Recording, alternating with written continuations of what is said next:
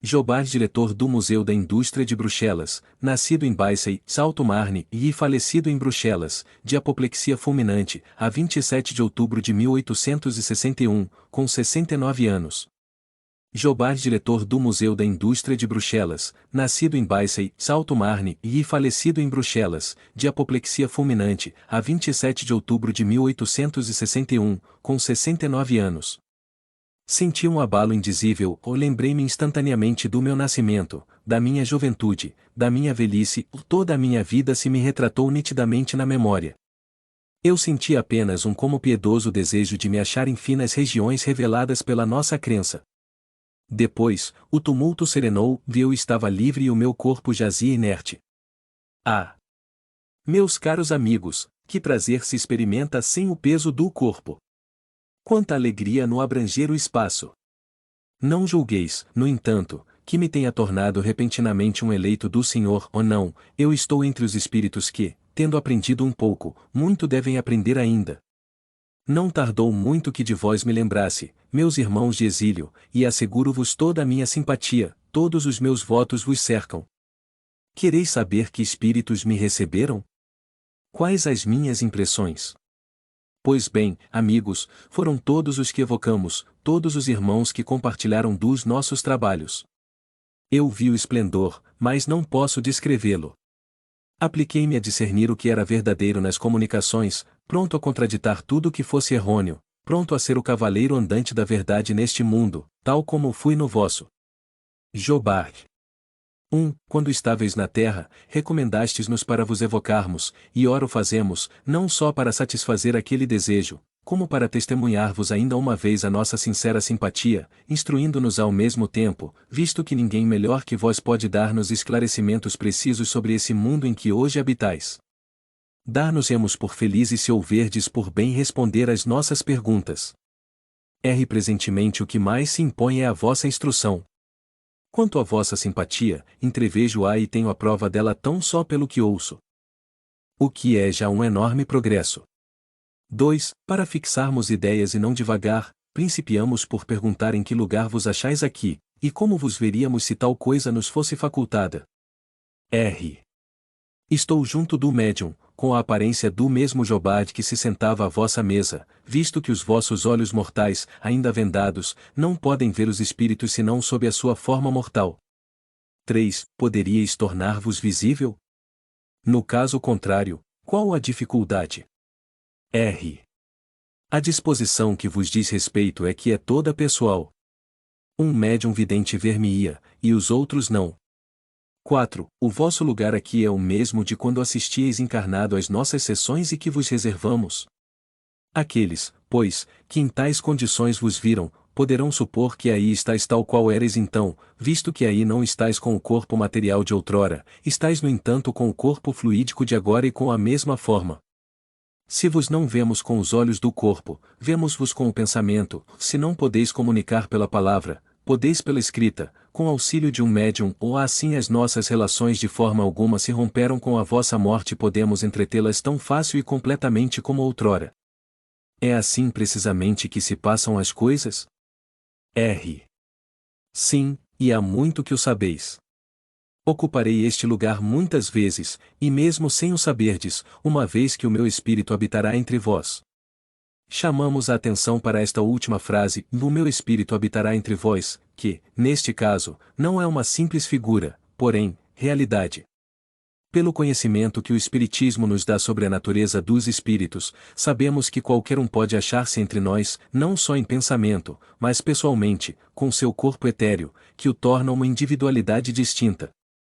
Um espírito tanto pode, conseguintemente, habitar entre nós depois de morto como quando vivo, ou, por outra, melhor ainda depois de morto, uma vez que pode ir e vir livre e voluntariamente. Deste modo temos uma multidão de comensais invisíveis, indiferentes uns, outros. Atraídos por afeição. É a estes últimos que se aplica esta frase, eles habitam entre nós, que se poderá interpretar assim, eles nos assistem, inspiram e protegem. 5. Não há muito que encarnado vos sentáveis nesse mesmo lugar. As condições em que ora o fazeis parecer-vos estranhas? Qual o efeito da mudança de estado? De modo algum se me afiguram estranhas as condições, porque o meu espírito desencarnado goza de lucidez perfeita para não deixar irresolutas quaisquer questões que encare. 6. Lembrai-vos de haver estado nas mesmas condições anteriormente à última existência? Experimentais qualquer mudança a este respeito comparando as situações presente e passada? Recordo-me das existências anteriores e sinto-me melhorado, por isso que me identifico com o que vejo, ao passo que, perturbado nas precedentes existências, só me apercebia das faltas terrenas. 7. Lembrai-vos da penúltima encarnação, da que precedeu a do Sr. Jobard? Se me lembro. Fui um operário mecânico acossado pela miséria e pelo desejo de aperfeiçoar a minha arte. Como Jobard, realizei os sonhos do pobre operário, e dou graças a Deus cuja bondade infinita fez germinar a planta, e cuja semente depositar em meu cérebro. 8. Já vos tendes comunicado em outra parte? Pouco me tenho comunicado. Em muitos lugares um espírito tomou meu nome ou algumas vezes estava eu perto dele sem que pudesse comunicar-me diretamente. Tão recente é a minha morte que participo ainda de certas influências terrestres. É preciso que haja perfeita simpatia para poder exprimir o meu pensamento. Em breve operarei incondicionalmente, mas por enquanto, repito, não posso fazê-lo. Quando morre um homem um tanto conhecido, é chamado de todos os lados e inúmeros espíritos se dão pressa de apossar-se da sua individualidade. Eis o que comigo se tem passado em muitos casos. Asseguro-vos que, logo após ao desprendimento, poucos espíritos podem comunicar-se, mesmo por um médium predileto. 9. Vedes os espíritos que aqui estão conosco? Vejo, principalmente Lázaro e Erasto, ou depois, mais afastado, o espírito de verdade pairando no espaço, depois, ainda, uma multidão de espíritos que vos cercam, solícitos e benévolos. Sede felizes, amigos, pois benéficas influências vos disputam as garras do erro. 10. Quando encarnado compartilháveis da opinião emitida sobre a formação da Terra pela incrustação de 4 planetas que se teriam unido, sois ainda da mesma opinião. É um erro. As novas descobertas geológicas provam as convulsões da Terra e sua formação gradual e sucessiva. A Terra, como os outros planetas, teve sua vida própria, e Deus não precisou lançar mão dessa grande desordem que seria a agregação de planetas. A água e o fogo são os únicos elementos orgânicos da Terra.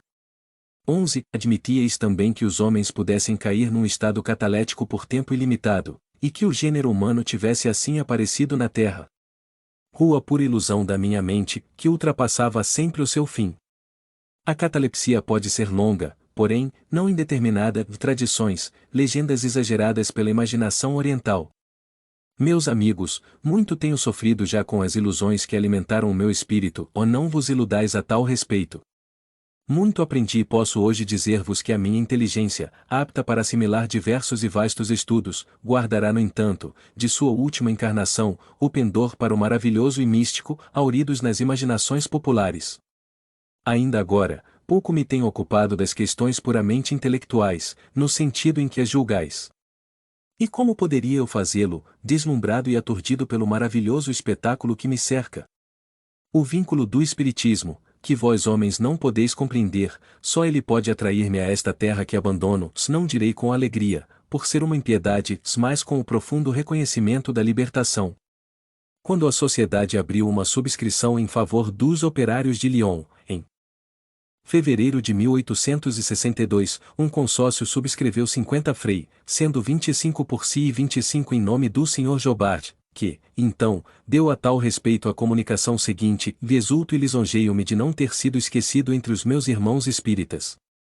Agradeço ao coração generoso que vos trouxe o óbolo que eu daria se habitasse ainda o vosso mundo. Neste em que ora resido é nula a necessidade de dinheiro, de modo que me foi preciso recorrer à bolsa da amizade para provar materialmente que também a mim me compungia o infortúnio dos irmãos de Lyon.